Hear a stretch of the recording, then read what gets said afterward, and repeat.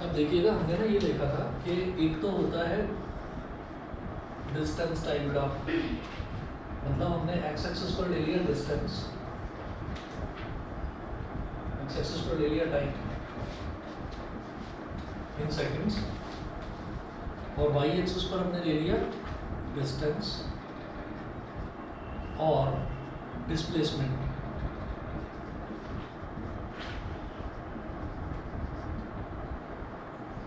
Y axis पर हमने ये ले लिया। अब मान लीजिए कि डिस्टेंस टाइम ग्राफ में डिस्टेंस और टाइम के बीच में ग्राफ बना हुआ है और वो ग्राफ हमको ऐसे दे रखा है, इस तरीके से बढ़ता हुआ ग्राफ हमको दे रखा है। अब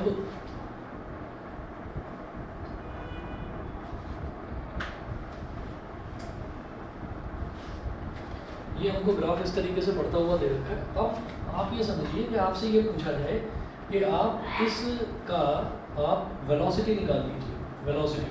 तो वेलोसिटी निकालने के लिए आपको क्या करना पड़ेगा, स्लोप निकालना पड़ेगा।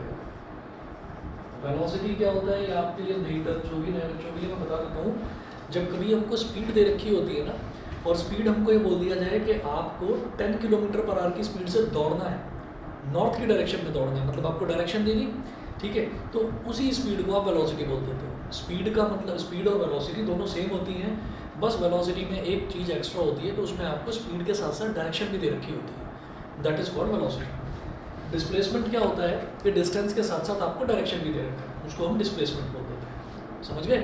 तो ये अंतर है डिस्टेंस और डिस्प्लेसमेंट में और स्पीड और वेलोसिटी में। वेलोसिटी में क्या है, स्पीड के साथ आपको डायरेक्शन भी दे रखा है कि आपको 10 किलोमीटर पर आवर की स्पीड से दौड़ना है। दौड़ना कहाँ है भाई, ऐसे ही हवा में किधर भी, इधर उधर, लेफ्ट राइट कहीं भी, तो हम ये कहेंगे नहीं, आपको 10 किलोमीटर पर आवर की स्पीड से नॉर्थ की डायरेक्शन में दौड़ना है। तो इसका मतलब आपको स्पीड के साथ साथ डायरेक्शन भी दे दी। जब डायरेक्शन दे दी है तो इसका मतलब वो आप वेलोसिटी है। क्लियर है इतना? समझ गए? तो जब भी कभी हमें डिस्टेंस और टाइम के बीच का ग्राफ दे रखा होता है और हमसे बोलें कि आप ग्राफ की हेल्प से वेलोसिटी निकालो, तो वेलोसिटी कैसे निकलती है, slope of distance, slope of distance time graph. अब ये स्लोप क्या चीज़ है भाई, स्लोप ऐसा होता है कि ये एक ऐसे लाइन बन रही है, ऐसे स्लोप सा दिखाई दे रहा है इनको, तो हमें क्या करना होता है हम राइट ट्रायंगल बनाएंगे यहाँ पर, और ये वाला जो पोर्शन है दिस इज कॉल्ड परपेंडिकुलर, और ये वाला जो पोर्शन है this is called base. Perpendicular upon base is called slope. Slope का मतलब परपेंडिकुलर अपॉन बेस, सीधा सीधा याद रखिए, स्लोप मतलब परपेंडिकुलर अपॉन बेस, ठीक है। अब इसी तरीके से अगर मेरे को एक ग्राफ ऐसा दे रखा हो कि क्या है, एक्स एक्सिस पर टाइम और वाई एक्सिस पर डिस्टेंस या फिर डिस्प्लेसमेंट। अब एक्स एक्सिस पर टाइम, ब्रैकेट में एस लिखने का मतलब क्या है कि टाइम इज इन सेकंड्स, ठीक है, और वाई एक्सिस पर वेलोसिटी, वेलोसिटी, वेलोसिटी की यूनिट क्या होती है, मीटर पर सेकंड, वही जो टाइम, जो वही जो स्पीड की है। वेलोसिटी में नया क्या है, बस डायरेक्शन दे रखी है आपको स्पीड के साथ साथ, तो velocity is speed with direction. अब मान लीजिए कि आपको ये ऐसे ग्राफ दे रखा है इस तरीके से बढ़ता हुआ, ये चलो ये तो हमने देख ही लिया था, मैं कहूँगा नहीं ऐसे नहीं, इस बार ऐसे दे रखा है ग्राफ, ठीक है। आपको तो बस राइट ट्रायंगल आइडेंटिफाई करना है, आप कहेंगे 90 डिग्री यहाँ पर है, बिल्कुल यहीं पर है, तो ये परपेंडिकुलर हो गया और ये बेस हो गया। तो अगर मैं वेलोसिटी टाइम ग्राफ का स्लोप निकालता हूँ तो उससे मुझे क्या मिलेगा, एक्सेलरेशन। एक्सेलरेशन, एक्सेलरेशन क्या होता है, स्पीड का बढ़ना या स्पीड का घटना। स्पीड के बढ़ने को हम एक्सेलरेट बोलते हैं या स्पीड के घटने को भी एक्सेलरेट बोलते हैं, ठीक है। घटना जो है दैट इज कॉल्ड रिटार्डेशन, ठीक है, उसको नेगेटिव एक्सेलरेशन कहा जाता है, एक्सेलरेशन का ही नेगेटिव फॉर्म। तो जैसे हम किसी स्कूटर पर बैठे हुए और अपनी स्पीड बढ़ा दी स्कूटर की, तो स्कूटर की जो धीरे धीरे स्पीड बढ़ रही है, तो हम कहते हैं ना कि हाँ भाई एक्सेलरेट करो, इसको एक्सेलरेट करो, ठीक है। एक्सेलरेशन, यूनिफॉर्म एक्सेलरेशन हो गया।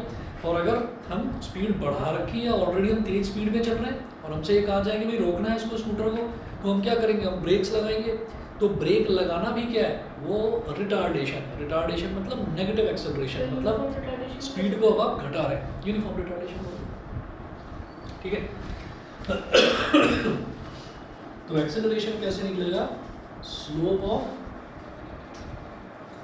वेलोसिटी टाइम ग्राफ, ये वेलोसिटी टाइम ग्राफ का स्लोप निकाल दो तो एक्सेलरेशन निकल जाएगा। तो क्या चीज़ देखी, अगर डिस्टेंस टाइम ग्राफ का स्लोप निकालेंगे तो क्या निकल जाएगा, वेलोसिटी। अगर वेलोसिटी टाइम ग्राफ का स्लोप निकालेंगे तो क्या निकल जाएगा, एक्सेलरेशन। दो चीज़ें तो ये देख ली। अब तीसरा एक चीज़ और है, इसी में अगर ये मेरे को एक्चुअली देखिए, ये तो एक्स एक्सिस है ना, ये वाई एक्सिस है। ग्राफ कौन सा है, ग्राफ तो ये है ना। तो इसके नीचे का अगर मैं एरिया शेड करता हूँ, ये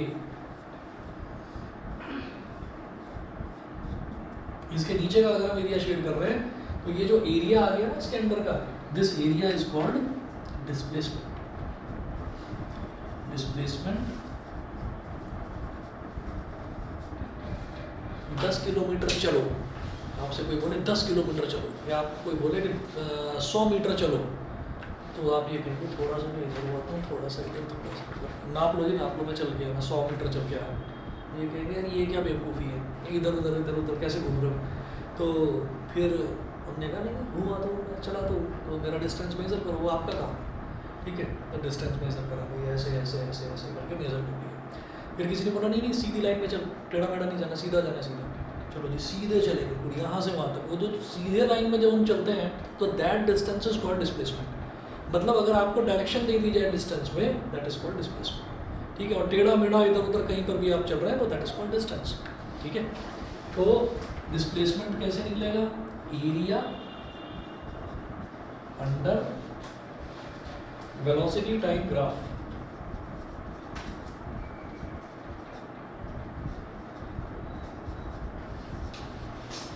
वेलोसिटी टाइम ग्राफ के नीचे का अगर एरिया निकालना है, अगर एरिया हम निकालेंगे तो क्या निकल जाएगा, हमारे पास डिस्प्लेसमेंट आ जाएगा। तीन चीज़ें याद रखनी है, स्पीड, जो डिस्टेंस टाइम ग्राफ है, डिस्टेंस टाइम ग्राफ में केवल एक चीज़ कि अगर उसका स्लोप निकालूंगा तो क्या मिल जाएगी, वेलोसिटी। फिर आ जाओ वेलोसिटी टाइम ग्राफ में, तो वेलोसिटी टाइम ग्राफ में दो चीज़ें याद रखनी है, क्या कि अगर उसका स्लोप निकालेंगे तो क्या आ जाएगा, एक्सेलरेशन। और अगर उसके नीचे का एरिया कैलकुलेट करोगे तो क्या आ जाएगा, डिस्प्लेसमेंट। एरिया कैसे निकालेंगे, बेहद आसान है, राइट ट्राइंगल है, ये क्या हो गया बेस, ये क्या हो गया हाइट। राइट ट्राइंगल का एरिया कैसे निकलता है, half into base into height, बिल्कुल सिंपल, ठीक है। तो ये इस तरीके से आप करेंगे। इसका मैंने एक क्वेश्चन आपको लास्ट क्लास में करवाया था, ठीक है। और आगे एक दो क्वेश्चन और देखते हैं। ग्राफ वाले क्वेश्चन मैं आपको अमूमन बताता हूँ, जनरली बच्चे ग्राफ के नाम से ही घबरा जाते हैं कि ग्राफ का क्वेश्चन है और पता नहीं बड़ा खतरनाक क्वेश्चन आ गया। तो घबराने की बिल्कुल ज़रूरत नहीं है। ग्राफ के क्वेश्चन में ये तीन ही तो फॉर्मूले हैं, बस 1 2 3, कोई दिक्कत नहीं, बस यही तीन फॉर्मूले लगने हैं, इसके अलावा और कोई फॉर्मूला नहीं लगना, ठीक है। तो ग्राफ का क्वेश्चन देखने में डरावना लगेगा कि यार पता नहीं कैसे ऊपर नीचे बढ़ रहा है, ये ग्राफ क्या हो रहा है, लेकिन जब आप सॉल्व करने बैठेंगे आपको लगेगा यार ये तो बहुत आसान क्वेश्चन था। अभी देखते हैं जरा।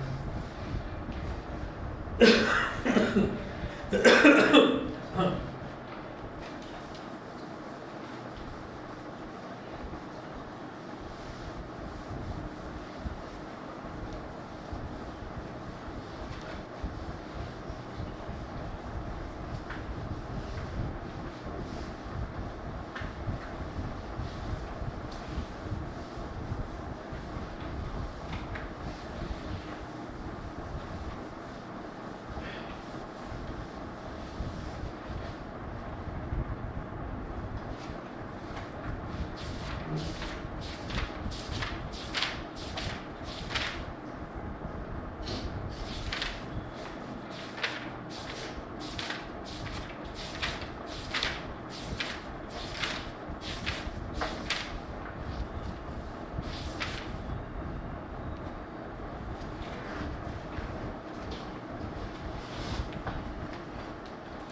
एक क्वेश्चन नोट कीजिएगा। A car is moving on a straight road.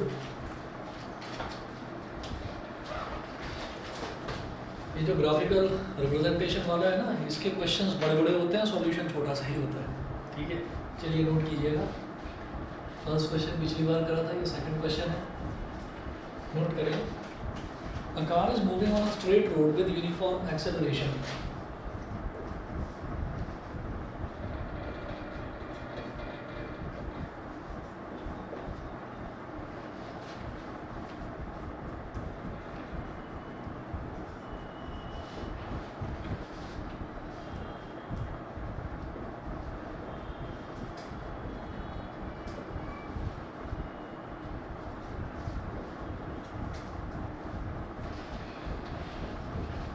car is moving on a straight road with uniform acceleration. Full stop. The following table gives the speed of the car.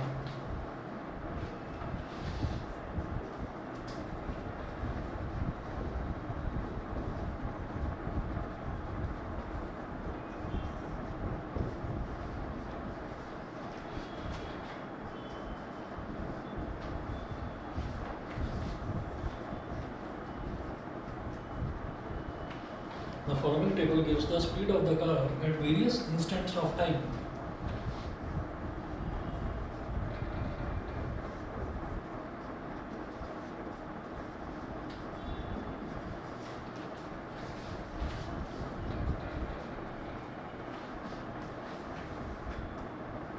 Speed है metre per second में,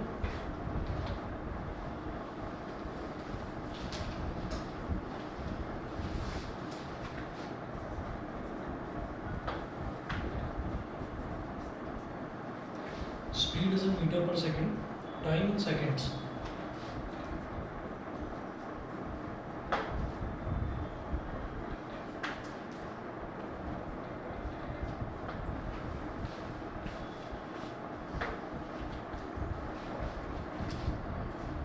Five, 10, 15, 20. 5, 10, 15, 20, 25, 30. 5, 10, 15, 20, 25, 30. The time है seconds में 0, 10, 20, 30, 40, 50. 20, 30, 40 और 50. ये time हो गया.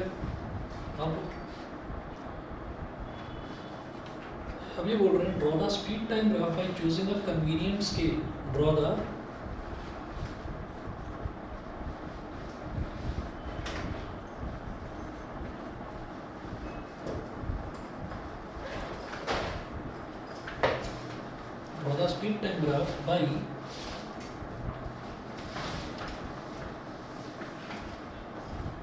speed time graph by choosing a convenient scale. Draw the speed time graph by choosing a convenient scale. Full stop. Determine from it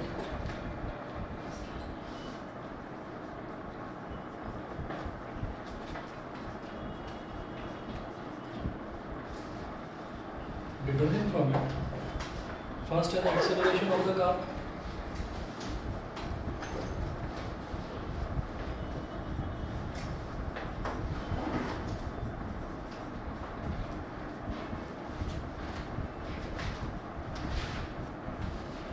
The acceleration of the car. Second is the distance traveled by the car in 50 seconds.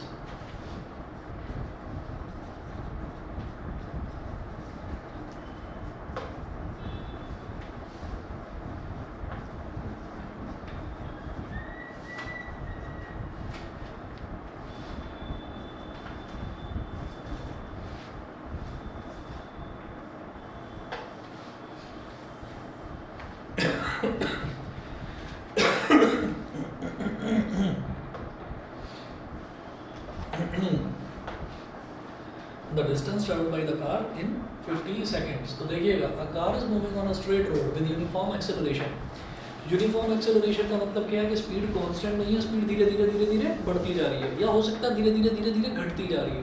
ठीक है, तो speed का change होना is called acceleration. Positively change हो रही है यानी कि बढ़ रही है तो एक्सेलरेशन है, और अगर घट रही है तो रिटार्डेशन है. ऐसा होता है. अब देखते हैं आगे. The following table gives the speed of the car at various instants of time. तो स्पीड दे रखी है इतनी और टाइम दे रखा है इतना. अब वो बोल रहे हैं कि भाई चूजिंग अ कन्वीनियंट स्केल. तो कन्वीनियंट स्केल जरा टाइम देखो. टाइम दे रखा 0 सेकंड, 10 सेकंड, 20 सेकंड, 30 सेकंड, 40 और 50. तो इसका मतलब क्या करेंगे, 10-10 का गैप ले लेंगे. 10-10 का गैप है, आसानी से ले लेंगे. और ऊपर भी अगर आप देखें तो 5, 10, 15, 20, 25, 30 तो 5-5 का इंटरवल है, तो ऊपर 5-5 का इंटरवल ले लेते हैं. तो उन्होंने बोला speed time graph. Speed time graph ऐसे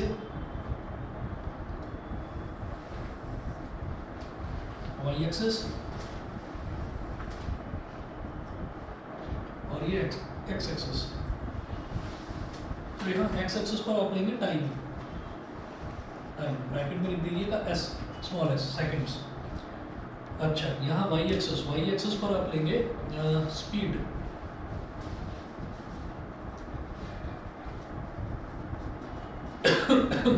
ये हो गया मीटर पर सेकेंड। उसके बाद उन्होंने बोला है ना by choosing a convenient scale, तो वो कन्वीनियंट स्केल अभी हम लिख देते हैं यहाँ पर। पहले ग्राफ देखिएगा, टाइम में मैं 10-10 सेकंड का गैप ले रहा हूँ, तो 0, 10, 20, 30, 40 और 50, ठीक है। उसके बाद वाई एक्सेस 5, 10, 15, 20, 5, 10, 15, 20, 25, 30, 5, 10, 15, 20, 25, 30, ये हो गया। इसके बाद देखिएगा, जब टाइम 0 है तो स्पीड कितनी है 5 मीटर पर सेकंड, तो 0 पर स्पीड है 5 मीटर पर सेकंड, तो 0 पर 5 पर आप डॉट लगा लीजिए, डन है, ठीक है। इसी तरीके से जब टाइम 10 सेकंड है तो स्पीड भी बढ़कर 10 सेकंड हो गई, तो 10 पर स्पीड भी बढ़कर 10 हो गई, तो यहाँ 10 पर एक डॉट लगा लीजिए। ऐसे करेंगे कि 10 से एक डॉटेड लाइन और इस 10 से एक डॉटेड लाइन एक्स एक्सिस के पैरेलल, ठीक है ना। क्या होता है कि जैसे टाइम मैंने लिया 10 सेकंड, तो 10 सेकंड कहाँ पर है, एक्स एक्सिस पर है, तो यहाँ से एक डॉटेड लाइन वाई एक्सिस के पैरेलल ड्रॉ कर लीजिए, ठीक। फिर 10 पर स्पीड कितनी है, स्पीड मैंने कहाँ लिया वाई एक्सिस पर, वो 10 है, तो यहाँ से एक्स एक्सिस के पैरेलल एक डॉटेड लाइन ड्रॉ करो, दोनों जहाँ पर मीट करें वहाँ एक डॉट लगा दो, क्लियर। फिर देखिएगा एक्स एक्सिस पर क्या है 20, एक्स एक्सिस पर 20 है, तो यहाँ से वाई एक्सिस के पैरेलल एक डॉटेड लाइन ड्रॉ कर लो, ये हो गया, ठीक। और एक्स एक्सिस पर 20 है, वाई एक्सिस पर 20 पर स्पीड कितनी है 15, तो यहाँ 15 से एक्स एक्सिस के पैरेलल एक डॉटेड लाइन ड्रॉ कर लो ऐसे, इधर एक डॉट लगा लिया।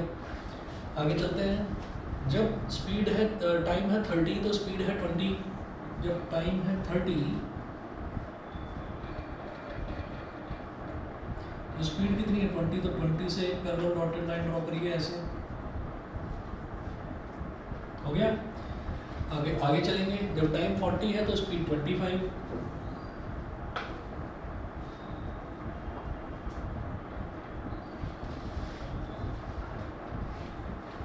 इधर एक डॉट लगा लिया। फिर जब टाइम 50 है तो स्पीड 30,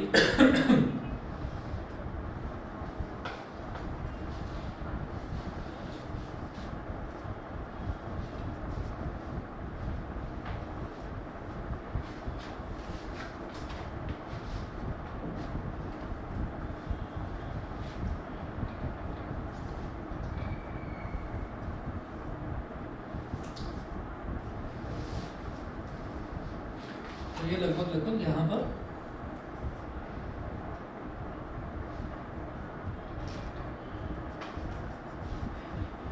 प्रॉपर्ली ग्राफ वाली नोटबुक पर बनाएंगे तो स्ट्रेट लाइन ही बनेगी, ठीक है। अच्छा, अब यहाँ पर आप इधर लिखेंगे स्केल, ऐसे लिखेंगे स्केल, स्केल में आप बोलेंगे एक्स एक्सिस, ऐसे लिखेंगे एक्स एक्सिस, फिर कॉलम लगाएंगे। देखिए ये ऐसे ना दो डॉट्स लगाना, ऐसे और ऐसे, दिस इज कॉल्ड कॉलम, इसको बोलते हैं COLON, कॉलम, ठीक। और ऊपर एक डॉट लगाकर नीचे कॉमा लगाना, this is called semi column, इसको सेमी कॉलम बोलते हैं, ठीक। तो एक्स एक्सिस के बाद आप कॉलम लगाएंगे, एक्स एक्सिस कॉलम, फिर यहाँ लिखेंगे 1 centimetre is equal to 10 seconds, 10 seconds. फिर आ जाइए वाई एक्सिस पर, वाई एक्सिस कॉलम यहाँ पर लिखिएगा 1 centimetre is equal to 5 metre per second. मेरी बात आपको शायद समझ में आ गई होगी कि जो ग्राफ पेपर होता है ना, ग्राफ पेपर पर जो एक ब्लॉक होता है वो 1 सेंटीमीटर का ही होता है, जो एक ब्लॉक होता है वो 1 सेंटीमीटर का होता है, तो वो जो एक ब्लॉक है उसको यहाँ पर आप 10 सेकंड का ले रहे हैं, तो एक्स एक्सिस पर मैंने 1 centimetre is equal to 10 seconds ले लिया, वाई एक्सिस पर जो एक एक ब्लॉक हम ले रहे हैं वो 5-5 मीटर पर सेकंड का गैप का ले रहे हैं, ठीक है ना। तो वाई एक्सिस पर 1 centimetre is equal to 5 metre per second, clear है। समझ गए? तो ये तो ग्राफ बन गया। उसके बाद draw the speed time graph by choosing a convenient scale. Convenient scale मेरे को ये लगा, मैंने ये स्केल लेकर और ये ग्राफ बना लिया। आगे वो बोल रहे हैं determine from it the acceleration of the car. तो देखिए स्पीड टाइम ग्राफ है, स्पीड टाइम ग्राफ से एक्सेलरेशन कैसे निकालेंगे, उसका स्लोप निकाल कर। ठीक है, एक्सेलरेशन कैसे निकालेंगे, उसका स्लोप निकाल कर। स्लोप क्या होता है? Perpendicular upon base. बिल्कुल ठीक, परपेंडिकुलर अपॉन बेस। तो भैया ग्राफ कौन सा है हमारा? ग्राफ तो यहाँ से यहाँ तक बढ़ रहा है, लेकिन राइट ट्रायंगल बनता हुआ नजर नहीं आ रहा। तो राइट ट्रायंगल बना लेंगे कैसे? आप यहाँ से एक्स एक्सिस के पैरेलल एक डॉटेड लाइन ड्रॉ करना बस। हाँ, ये कर लिया, बनानी है। बनाओ बनाओ बनाओ बनाओ। ये वाला जो पॉइंट है 5 वाला, इस वाले पॉइंट को आप बोल दीजिए ए, और इस वाले पॉइंट को बोल दीजिए बी, इसको बोल दीजिए सी। यहाँ राइट 90 डिग्री का एंगल का सिंबल बना लो, और ये जो 50 वाला पॉइंट है इसको बोल दीजिए D, A B C D. समझ गए? ठीक है। तो अभी कभी भी मेरे को अगर स्लोप निकालना है तो मुझे एक राइट ट्रायंगल तो चाहिए होगा। तो भाई राइट ट्रायंगल कैसे बनाएंगे? यहाँ पर देखिए ये लाइन जा रही है ए बी, तो बी से मतलब एक जो इसके स्टार्टिंग और एंडिंग पॉइंट है, तो स्टार्टिंग पॉइंट है ए, एंडिंग पॉइंट है बी। तो ये जो बी है, इस बी से वाई एक्सिस के parallel dotted line already drawn है। ठीक है, तो जो ए है, ए से एक्स एक्सिस के पैरेलल एक डॉटेड लाइन ड्रॉ कर लो, कर दी। ठीक है, तो ये वाई एक्सिस के पैरेलल हो गई एंडिंग पॉइंट से, और स्टार्टिंग पॉइंट से एक्स एक्सिस के पैरेलल हो गई। दोनों जहाँ पर इंटरसेक्ट करें वहाँ 90 डिग्री का एंगल बनेगा।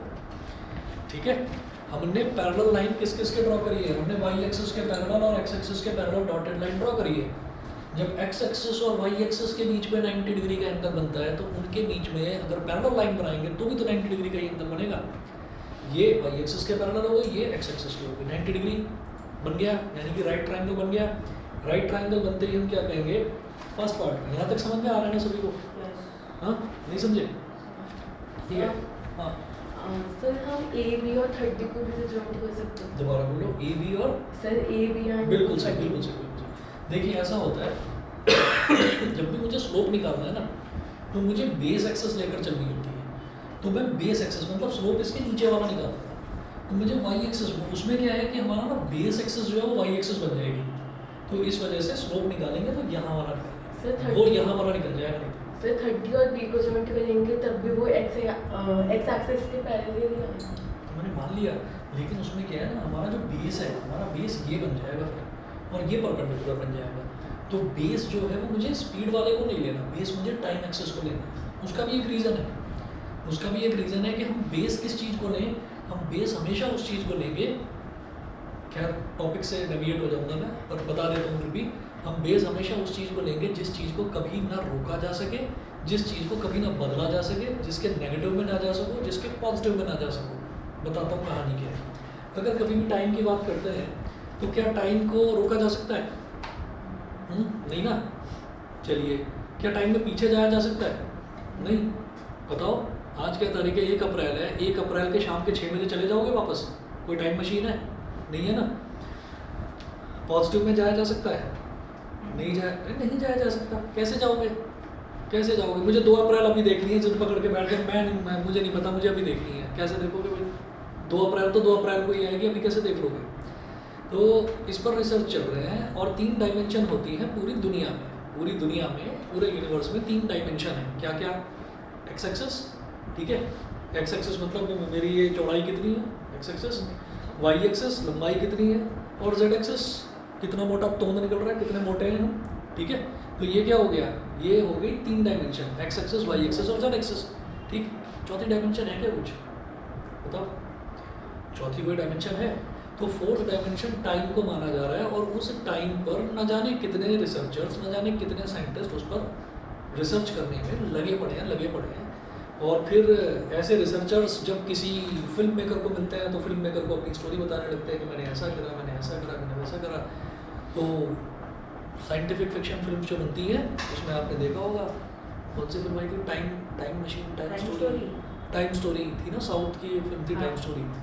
तो उसमें ये था कि जो है, मुझे अपने पापा से मिलना है, पापा कहाँ हैं, पापा को तो उसने गुंडे ने मार दिया था। अच्छा, तो टाइम मशीन में बैठ गया, टाइम मशीन में बैठ के पहले मैं इस गुंडे को मारूंगा, जब ये मर जाएगा तो फिर मेरे पापा भी बच जाएंगे।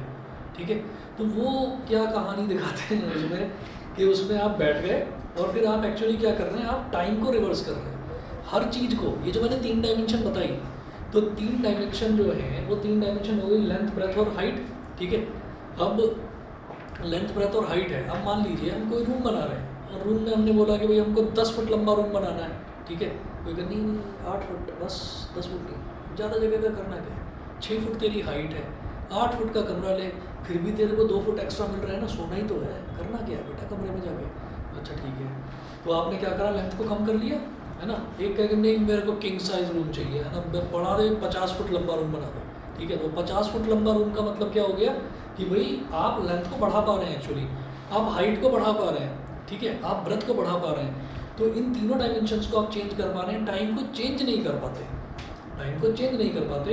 तो बात ये चल रही है कि भाई टाइम को किस तरीके से रोका जा सके, टाइम में किस तरीके से पीछे जाया जा सके, टाइम में किस तरीके से आगे जाया जा सके।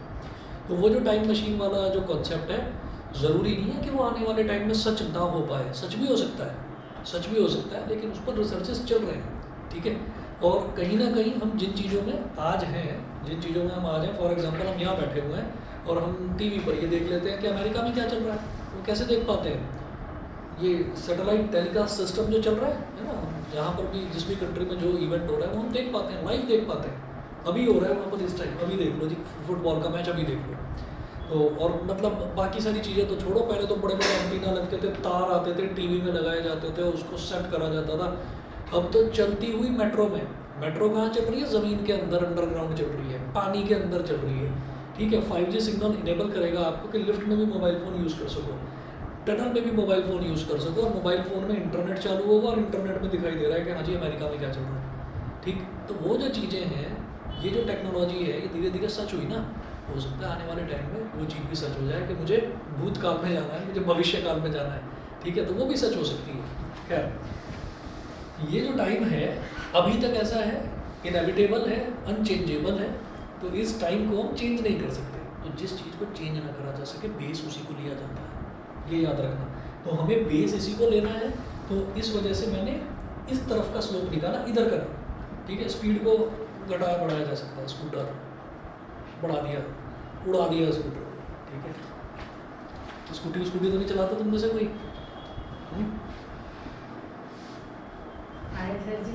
ये क्या स्टाइल था?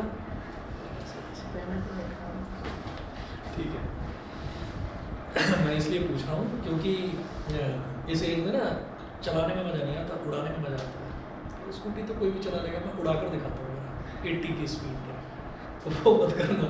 नहीं, वो मैं प्रैक्टिकल करके देख रहा था कि एक्सेलरेशन वाकई में ऐसे ही निकाला जाता है क्या। ठीक, तो वो मत करना। चलिए, तो फर्स्ट पार्ट में देखते हैं एक्सेलरेशन ऑफ द कार।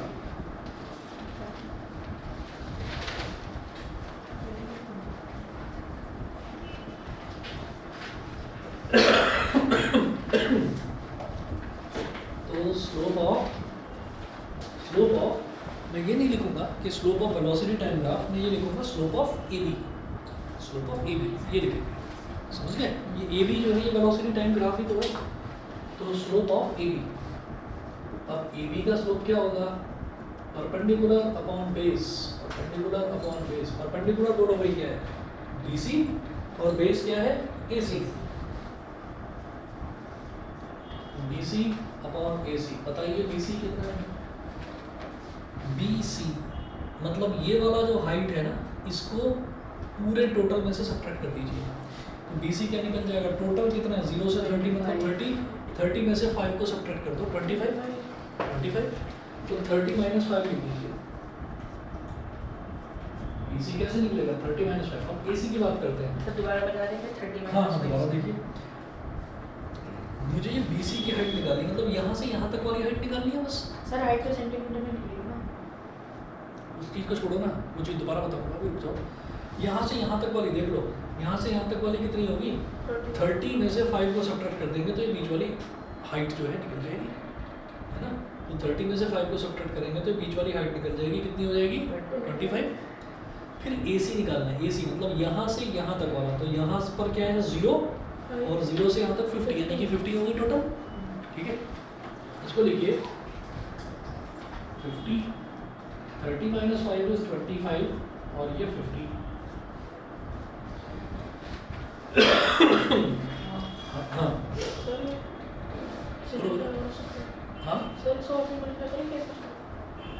दोबारा बोलो। अरे करेंगे ना अभी, और करेंगे ना। 25/50 को तो करा जा सकता है, 25 2 ज़ा 50। ठीक है, तो 25 बनता 25, 25 2 ज़ा 50, 1/2 को क्या बोलते हैं 0.5 metre per second square, metre per second square. अब उस चीज़ पर आते हैं, क्या हुआ, अब उस चीज़ पर आते हैं कि आप जो बोल रहे हो कि हाइट है, हाइट तो सेंटीमीटर में लेंगे, है ना। तो हाइट सेंटीमीटर नहीं, ऐसा यूनिट मीटर, ऐसा यूनिट मीटर होती है, तो मीटर में लिया जा सकता है। लेकिन क्या है, मैं क्या निकाल रहा हूँ, एक्सेलरेशन। तो जो मुझे यूनिट दे रखी है उसी यूनिट में ले लो, उससे फ़ायदा क्या होगा वो देखिएगा। आपने ऊपर क्या लिखा 25, 25 की यूनिट क्या है, ये यूनिट क्या है यहाँ पर, metre per second, metre per second. ठीक है, तो ऊपर वाले की न्यूमरेटर की यूनिट है मीटर पर सेकेंड, नीचे आपने क्या लिया 50 लिया, और नीचे 50 है, नीचे वाला भी तो लेंथ है, वो भी तो सेंटीमीटर में होना चाहिए, है ना। लेकिन वो क्या दे रखा है, सेकंड दे रखा है, तो नीचे वाले का क्या हो गया, सेकंड, सेकंड हो गया। तो जरा देखिएगा इसको कैसे लिखा जा सकता है, m/s का मतलब m/s, डिनोमिनेटर में s है, s को क्या लिखा जा सकता है s/1। रैशनल नंबर बनाने के लिए जब ऊपर भी रैशनल नीचे भी रैशनल डिवाइड करेंगे तो सबसे ऊपर वाला टर्म सबसे नीचे वाले से मल्टीप्लाई होकर न्यूमरेटर में आ जाता है m/1, बीच वाले दोनों टर्म मल्टीप्लाई होकर डिनोमिनेटर में आ जाते हैं s/s।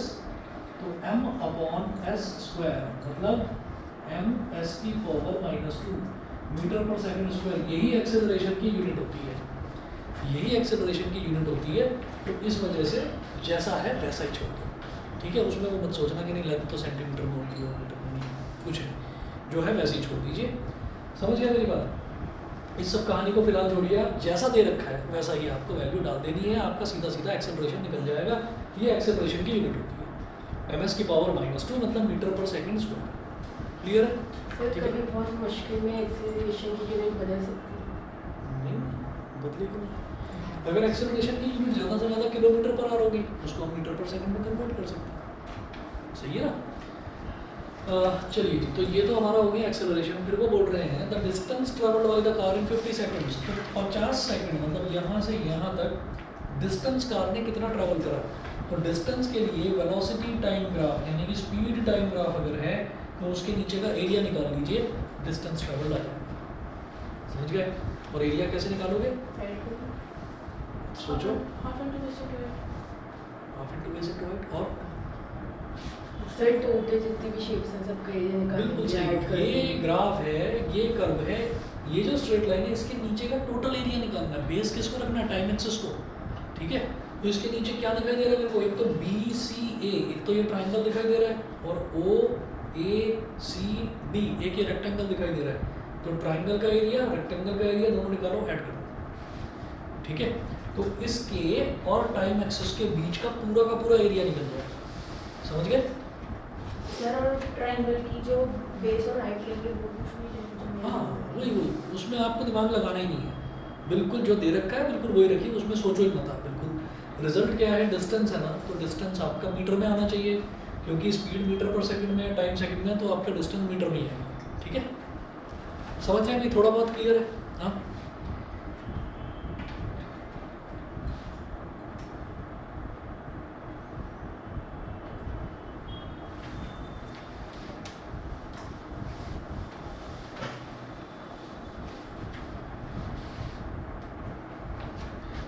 Second part,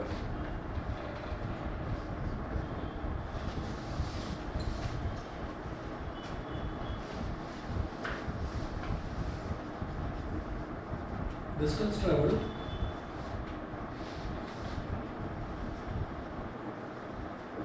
is equal to area अंदर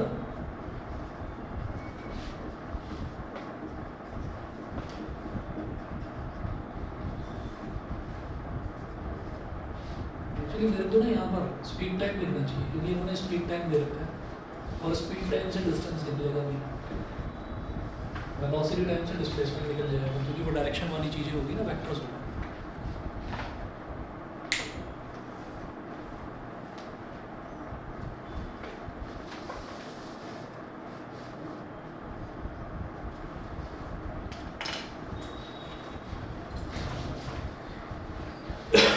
इसके नीचे का एरिया, तो देखिए area of triangle BCA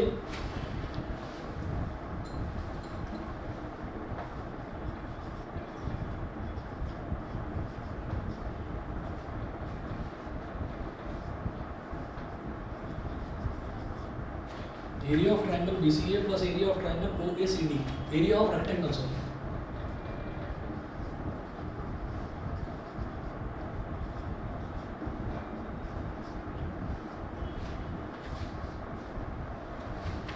area of triangle BCA plus area of rectangle OACD। BCA का जब मुझे एरिया निकालना है तो हाफ बेस इंटू हाइट, तो half AC into BC base into height, समझ रहे हैं?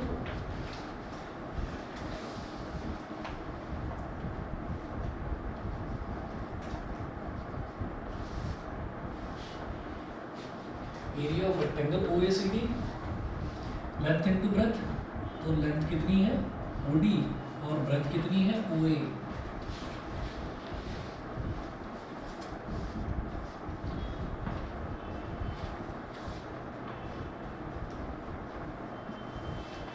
हाँ जी, AC कितना है, A से लेकर C तक वाली लेंथ कितनी है 50।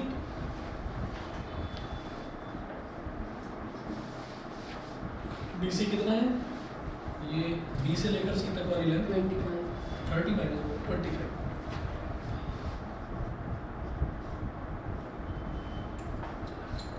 OA इंटू OD, OA कितना है 5 और OD कितना है 50।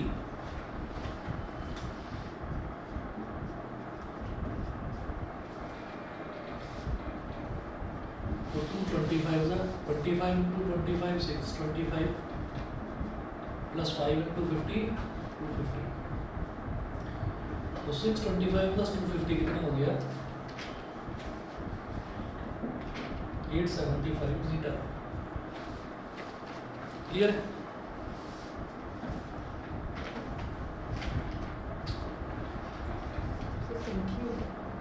मीटर मीटर पर सेकंड है ना, मीटर में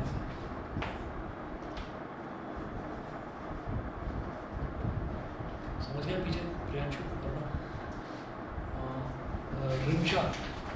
रिमशा ना RIN SH, पहली बार सुना है वैसे मैंने ना, याद रखने में आसानी रहेगी। अर्चिता भी पहली बार ही सुना, नहीं तो जनरली बस कॉमन नेम गरिमा, इशिका और बस ये यहाँ मेरा ये नाम लड़कियों मैंने के आज तो तक फिर अपने स्कूल में नहीं सुना। नहीं सुना। महिमा, ये 2-4 नाम है। अच्छा एक चीज़ आपको मालूम है, जो गर्ल्स के नेम है उनमें सब में लास्ट में A आता है या I आता है, ये मालूम है कि नहीं? इंडियन जितनी भी जो इंडियन गर्ल्स के नेम हैं उनमें आप देखो, सोचो जो भी आपके दिमाग में आता हो, उसमें लास्ट में A आता है या फिर I आता है, या तो A या E।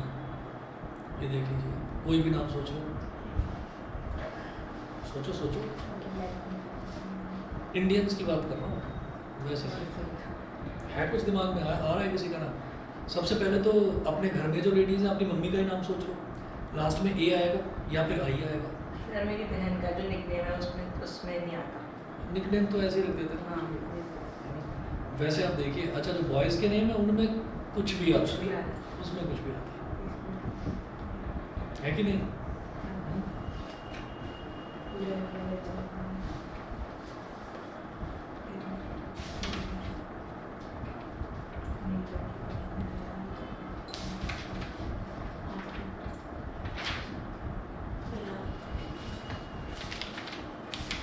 अरे सोच लो आप, बॉलीवुड की हीरोइनों के नाम सोच लो, कुछ भी सोच लो, कौन कौन चल रही है वो? आलिया भट्ट है ना, उसमें लास्ट में क्या है, उसमें भी तो आ है ना, आलिया। और दूसरी कौन सी हीरोइन है, अनन्या पांडे, उसमें भी अनन्या ए है ना लास्ट में। हाँ ए का बिल्कुल सही, ये बात उसमें भी लास्ट में नहीं आता। क्या बात है, एक्सेप्शंस बता दी इन्होंने आज। क्या है? नहीं तो मुझे ये लगता था कि लास्ट में ए या आई ही आता है, वैसे 99% पे ए या आई ही आता है। सही बात है, कनक कुसुम। कुसुम तो मेरी बुआ जी का भी नाम है, मैंने सोचा ही नहीं।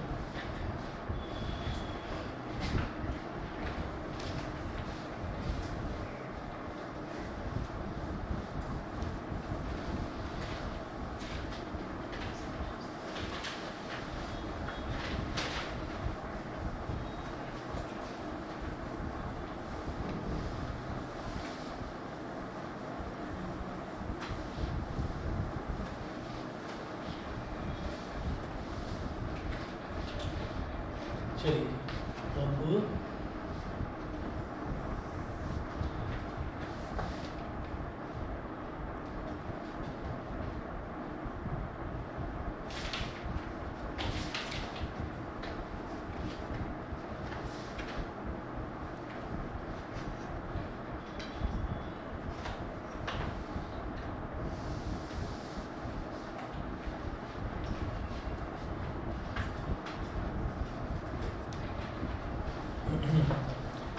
एक क्वेश्चन है जिसमें है the graph given along side shows the positions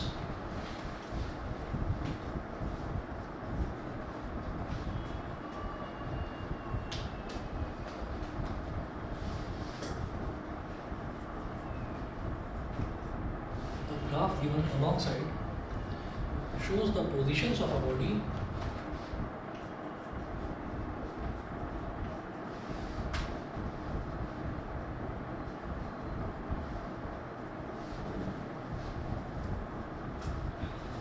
shows the positions of a body at different times.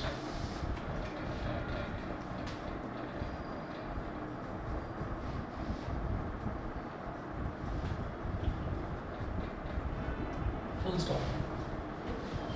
Calculate the speed of the body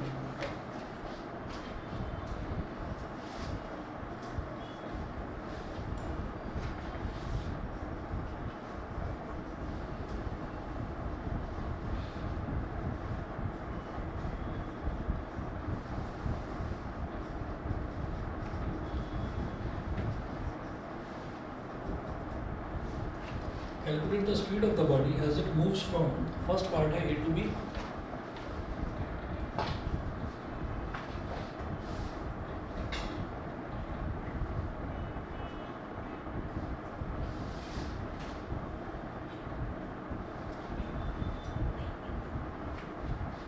hello hello, हाँ जी नमस्ते, हाँ जी हाँ जी,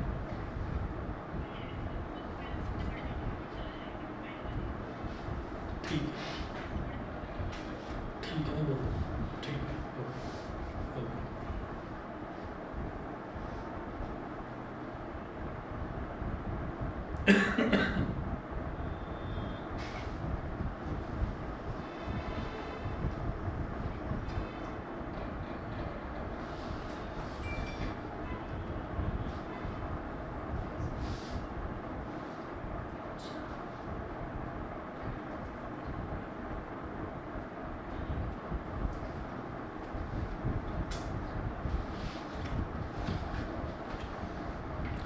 तुम्हें अपने बड़े पापा के यहाँ जाना है।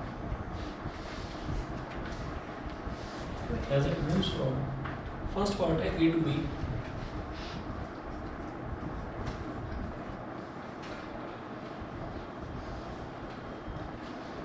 second part है B to C,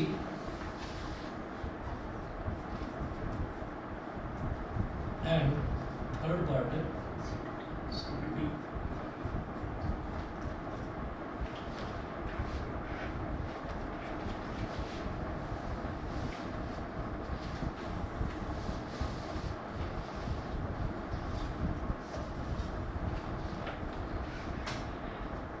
अब टाइम है सेकंड में,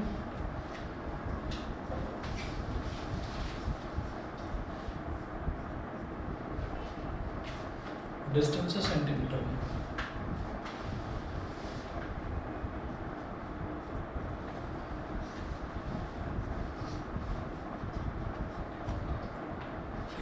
टेम्परेचर सेंटीमीटर में दे रखा है और टाइम सेकंड में दे रखा है, तो जो स्पीड निकलेगी वो क्या निकलेगी, सेंटीमीटर पर सेकंड, ठीक है ना। तो ग्राफ क्या दिया है,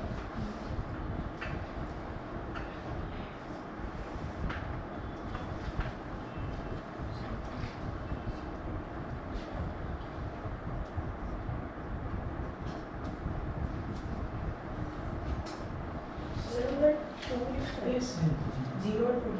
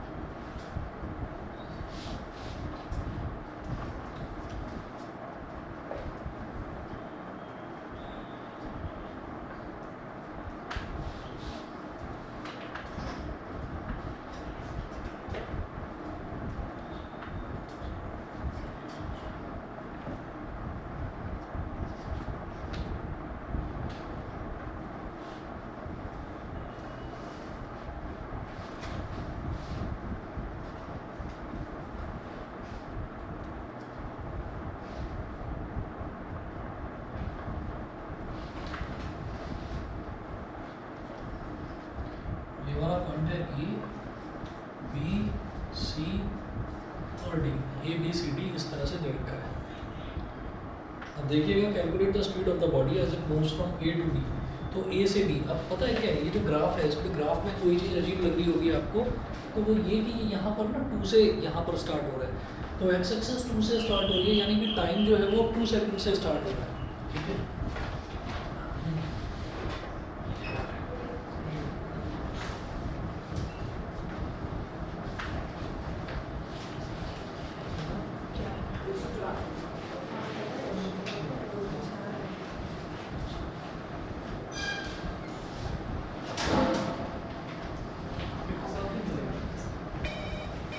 कोई है तो ना?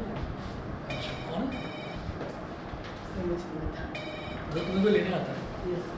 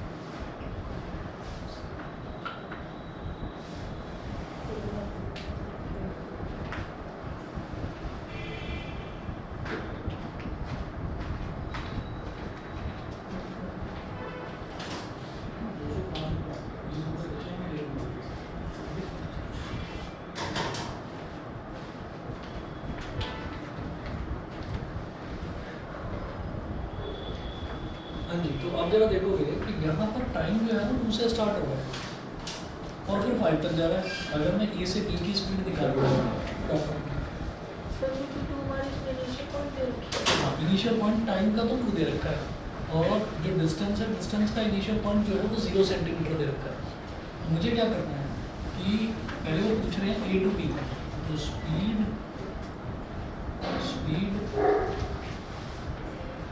फ्रॉम ए टू बी, तो बॉडी ए से बी तक मूव कर रही है तो स्पीड कितनी हो जाएगी, speed slope of A B, slope of A B. तो स्लोप ऑफ ए बी कैसे निकलेगा, यहाँ से यहाँ तक वाला परपेंडिकुलर अपॉन बेस, तो ये कितना हो गया 0 से 3 3 और बेस 2 से 5 2 से 5 कितना हो जाएगा, 2 से 5 कितना हो जाएगा 3 3 अपॉन 3 हो गया 1 सेंटीमीटर पर सेकंड। समझ गए? अच्छा बी से सी बताना जरा स्पीड कितनी होगी, 0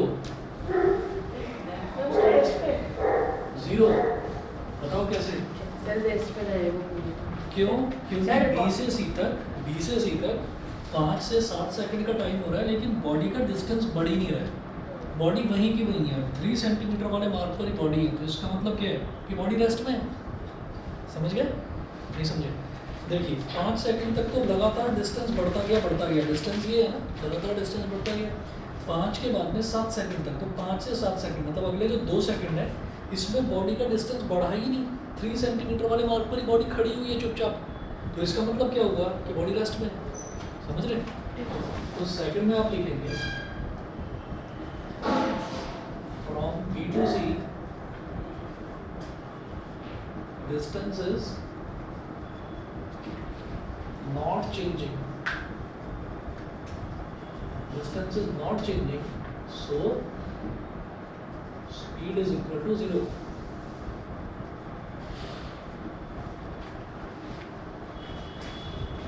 C से D ये 3 से 7 4 और 7 से 9 2 कितना हो जाएगा,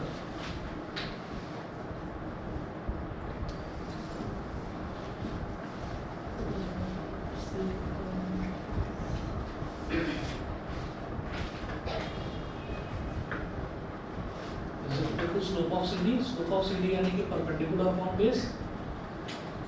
परपेंडिकुलर बोलिए वही 7 में से 3 को सब्ट्रैक्ट करेंगे कितना हो जाएगा 4 परपेंडिकुलर, और बेस कितना 9 - 7 2 4/2, ठीक 2 सेंटीमीटर पर सेकंड। ठीक है, बस ये इतना कर लीजिए। इससे रिलेटेड मैं आपको 2 क्वेश्चंस भेजूंगा, 2 ग्राफ भेजूंगा, वो ट्राई करना। ठीक है, हो जाने चाहिए, नए बच्चों से भी हो जाने चाहिए, नहीं हो तो पूछना मेरे से। ठीक है, हो जाएंगे, चलिए ठीक है, परसों मिलते हैं, कल का ऑफ रहेगा।